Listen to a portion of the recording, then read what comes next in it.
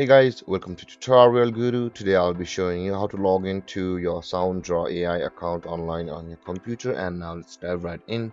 Now to log into your Soundraw AI account on your computer, first open up your preferred browser as I've already opened the Google Chrome.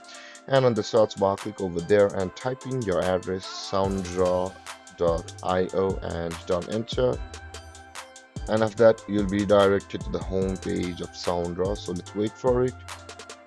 And guys, we have landed on the home page of Soundraw, whereas at the top right corner of the screen you can see the sign in button and the sign up button available for us. In order to log into our Soundraw account, let's click on the sign in over here, and a login page to your Soundraw AI account will open, and you will have to enter your credentials over here to log into your account. Guys, to do that, let's enter our email address with which we had created an account on the Soundraw, and of that enter your password over here.